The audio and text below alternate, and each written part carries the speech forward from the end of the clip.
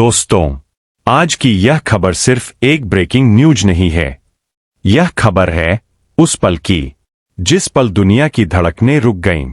आज सुबह जैसे ही सूरज ने अफगानिस्तान की धरती पर कदम रखा, वैसे ही बगराम एयरबेस से एक ऐसी तस्वीर सामने आई जिसने वाशिंगटन की नींद उड़ा दी, बीजिंग की रणनीति हिला दी, इस्लामाबाद के हाथ कांपने लगे और लंदन के पावर कॉरिडोर में सन्नाटा पसर गया।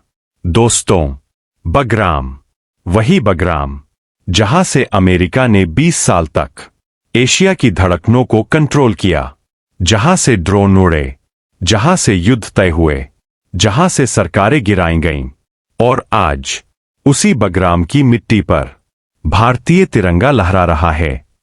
ना कोई घोषणा, ना कोई युद्ध, ना कोई गोली, फिर भी दुनिया समझ गई, तख्त बदल चुका है। क्या सच में भारत ने अमेरिका को झुका दिया? दोस्तों, अगर कोई आपसे कहे कि अमेरिका, जो खुद को दुनिया का सुपर पावर कहता है, जो पूरी दुनिया को धमकाता है, जो प्रतिबंधों से सरकारें गिरा देता है, अगर वही अमेरिका आज भारत के सामने बेबस खड़ा है, तो क्या आप यकीन करेंगे? शायद नहीं, लेकिन यही हकीकत है। आज हालात ऐसे है कि अमेरिका सवाल पूछ रहा है और भारत चुप है। और दोस्तों, यही चुप्पी सबसे ज्यादा डराती है। अमेरिका की सबसे बड़ी गलतफहमी, अमेरिका ने एक बहुत बड़ी गलती कर दी थी। उसे लगा था कि भारत आज भी 1991 वाला भारत है। उसे लगा कि एक धमकी, एक बयान, एक प्रतिबंध भारत को झुका देगा। लेकिन वो भूल गया था कि दिल्ली में अब नेतृत्व बदल चुका है। यह कोई मजबूर सरकार नहीं थी, यह कोई डरने वाला भारत नहीं था, यह था निर्णय लेने वाला भारत। बगराम क्यों इतना महत्वपूर्ण है? दोस्तों, बगराम कोई साधारण एयरबेस नहीं, यह एशिया की नस है। चीन की सीमा से नजदीक, पाकिस्तान की आतंकी फैक्ट्रियों के बगल में, ईरान पर सीधी नजर, मध्य एशिया का गेटवे जो बगराम को कंट्रोल करता है, वो एशिया की दिशा तय करता है। और यही वजह है कि अमेरिका बगराम छोड़ते वक्त इतना घबराया हुआ था। वो रात जब अमेरिका भागा। दोस्तों, आपको याद है वो तस्वीरें? अंधेरी रात, बगराम की लाइटें बंद, अमेरिकी सैनिक बिना बताए गायब, ना कोई हैंडओवर, ना कोई सूचना। क्यों? क्योंकि अमेरिका जानता था अगर दिन में भागे तो दुनिया सवाल पूछेगी। इसलिए वो चोरों की तरह भागा। और उसी रात भारत जाग रहा था। जिस रात अमेरिका भाग रहा था, उसी रात दिल्ली के साउथ ब्लॉक में लाइटें जल रही थीं। एनएससी की बैठक, मोदी, डोभाल, तीनों सेनाओं के प्रमुख। कोई बयान नहीं, कोई मीडिया नहीं, बस एक सवाल, अब बगराम को आतंकियों के हाथ में जाने देंगे या इतिहास बदलेंगे? और दोस्तों, उसी पल इतिहास ने करवट ली। इतिहास में कुछ पल ऐसे होते हैं जब गोलियां नहीं चलती, लेकिन युद्ध शुरू हो जाता है। यह कहानी भी ऐसे ही एक पल से शुरू होती है। वो पल जब अमेरिका ने यह मान लिया था कि भारत को डराया जा सकता है। और यही अमेरिका की सबसे बड़ी भूल थी। हम सुपर पावर है, अमेरिका की पुरानी आदत। दोस्तों, अमेरिका को एक आदत है, जहां जाता है वहां खुद को भगवान समझने लगता है। अपने नियम, अपनी शर्तें, अपनी धमकियां, और जो नहीं माने या तो प्रतिबंध, या तख्तापलट, या युद्ध। अफगानिस्तान इसका सबसे बड़ा उदाहरण है। 20 साल, 20 लाख करोड़ डॉलर, लाखों मौतें, और नतीजा हार, भागना, अपमान। अफगानिस्तान में अमेरिका की असली योजना। अमेरिका कभी अफगानिस्तान शांति के लिए नहीं गया था। वह गया था रूस को घेरने, चीन पर नजर रखने, ईरान को डराने, पाकिस्तान को पालने, और भारत को दबाकर रखने। पाकिस्तान अमेरिका का पालतू हथियार। दोस्तों, अगर दुनिया में कोई देश है जिसे अमेरिका ने सबसे ज्यादा इस्तेमाल किया तो वो है पाकिस्तान। पैसा दिया, हथियार दिए, आतंकवाद को नजरअंदाज किया, बस एक शर्त पर, भारत को परेशान करते रहो। लेकिन अमेरिका की आदत है, जब काम निकल जाता है तो दोस्त भी दुश्मन बन जाते हैं। आज वही पाकिस्तान अकेला, कर्ज में डूबा और आतंक के बोझ तले दबा पड़ा है। लेकिन भारत हमेशा अलग रहा। भारत ने कभी अमेरिका के सामने घुटने नहीं टेके, न परमाणु समझौते में, न S-400 में, न रूस से दोस्ती में। और यही बात अमेरिका को चुभती थी। पहली धमकी, हद में रहो भारत। दोस्तों, अमेरिकी विदेश मंत्रालय से एक बयान आया, भारत को अफगानिस्तान में अपनी सीमाएं समझनी चाहिए। मतलब साफ था, बगराम से दूर रहो। भारत समझ गया, लेकिन बोला नहीं। अमेरिका को लगा डर गया भारत। भारत की खामोशी को अमेरिका ने कमजोरी समझ लिया। उन्हें लगा भारत चुप है, मतलब दबाव काम कर रहा है। और यहीं अमेरिका ने अपनी दूसरी गलती कर दी। दोहरा चरित्र, एक तरफ दोस्ती, दूसरी तरफ धमकी। एक तरफ क्वाड की बातें, इंडो पैसिफिक सहयोग, लोकतंत्र की दोस्ती, दूसरी तरफ धमकी, दबाव, प्रतिबंधों की चेतावनी।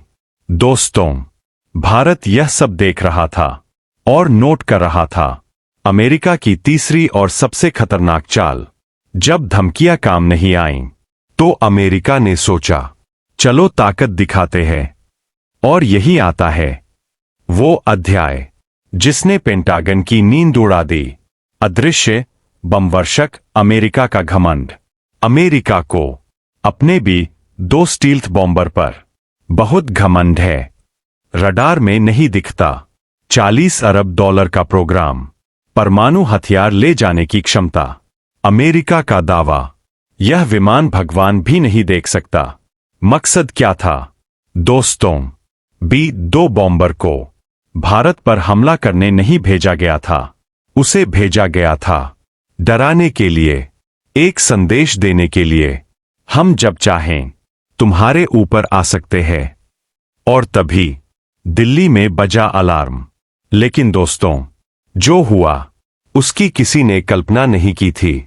जैसे ही वो अदृश्य बॉम्बर भारतीय निगरानी क्षेत्र के पास पहुंचा, दिल्ली में भारतीय वायुसेना के कंट्रोल रूम में लाल बत्ती जल उठी।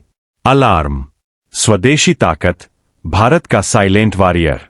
अमेरिका नहीं जानता था कि भारत अब पुराना भारत नहीं है। भारत के पास स्वदेशी long range radar, multi band detection, AI आधारित ट्रैकिंग और सबसे बड़ी बात, धैर्य। लॉकन, वो शब्द जिसने पायलटों को हिला दिया। दोस्तों, जैसे ही भारतीय सिस्टम ने टारगेट लॉक किया, B-2 के कॉकपिट में अलार्म चीखने लगे।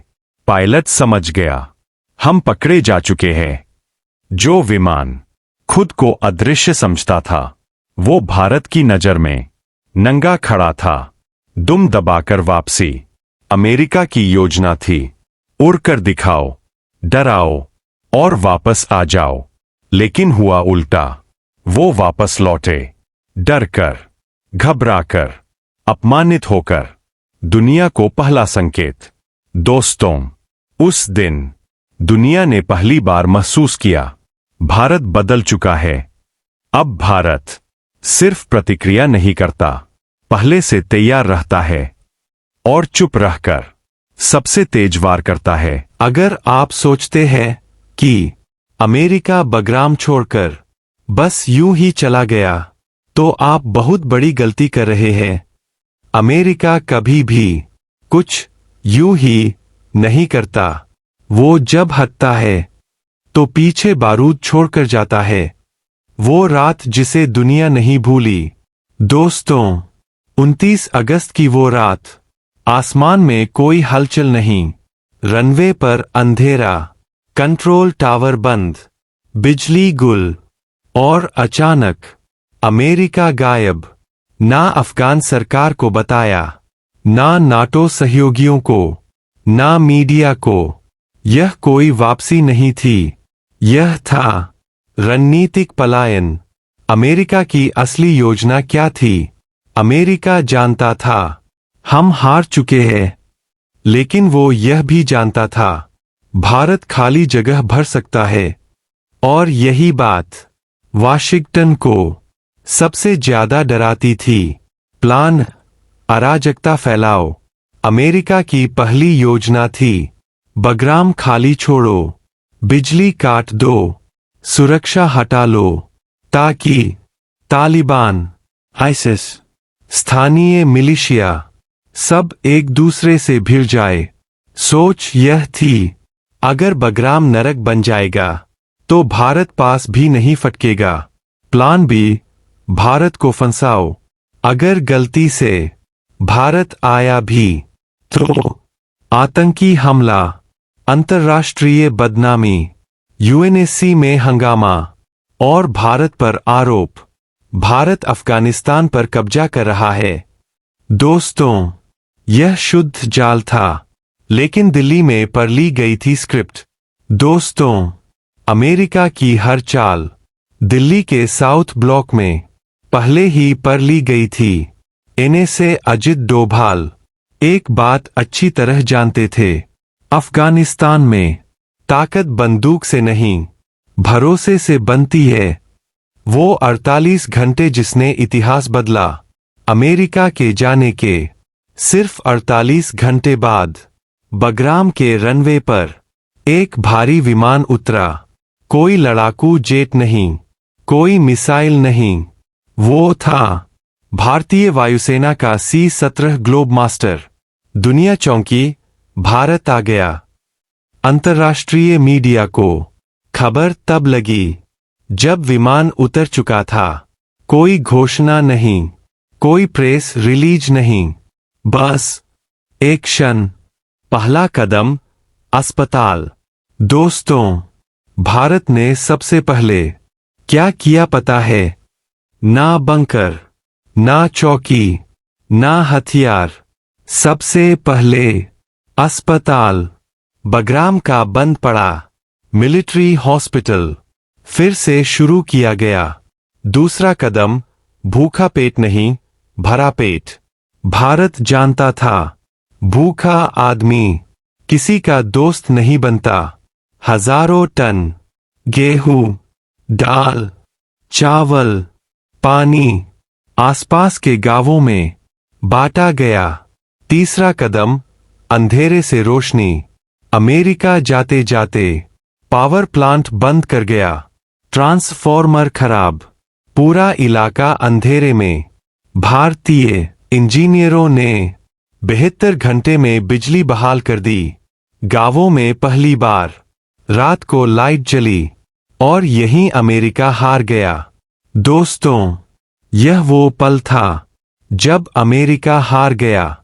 20 साल में जो वो बंदूक से नहीं कर पाया, भारत ने 20 दिनों में इज्जत से कर लिया। अफगान जनता का फैसला, तालिबान नहीं, आईसिस नहीं, अमेरिका नहीं, अब फैसला अफगान जनता का था और उन्होंने चुन लिया भारत। और तभी शुरू हुआ असली खेल। जब भरोसा बन गया, तब भारत ने धीरे धीरे अपनी असली तैयारी शुरू की, लेकिन इतनी चुपचाप कि CIA को भी खबर नहीं लगी। मानवीय सहायता के नाम पर हर C-17 में दवाइयां थीं, इंजीनियर थे, राहत सामग्री थी, लेकिन साथ ही तकनीक भी थी। बगराम बदल रहा था, किला बन रहा था। धीरे धीरे नए रडार, नई कम्युनिकेशन लाइन, नई सुरक्षा परतें। बगराम अब सिर्फ एयरबेस नहीं था, वो बन रहा था अभेद्य दुर्ग।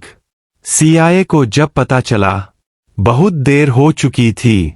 जब अमेरिकी इंटेलिजेंस को असली तस्वीर समझ आई, तब तक खेल हाथ से निकल चुका था।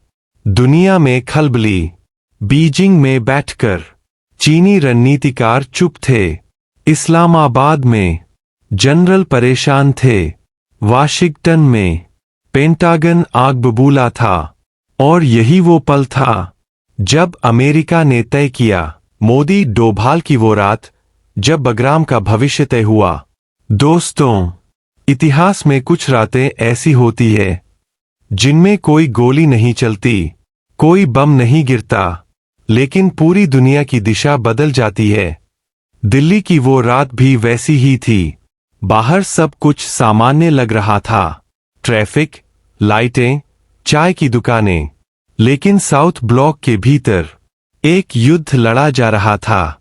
दिमागों का युद्ध, रणनीतियों का युद्ध। साउथ ब्लॉक, आधी रात की हलचल। रात के करीब 1:17 बजे प्रधानमंत्री आवास से एक छोटा सा काफिला साउथ ब्लॉक की ओर बढ़ा। कोई मीडिया नहीं, कोई बयान नहीं, कोई अफवाह नहीं, सिर्फ कुछ चेहरे जो जानते थे कि जो फैसला अब होगा वो दशकों तक असर डालेगा।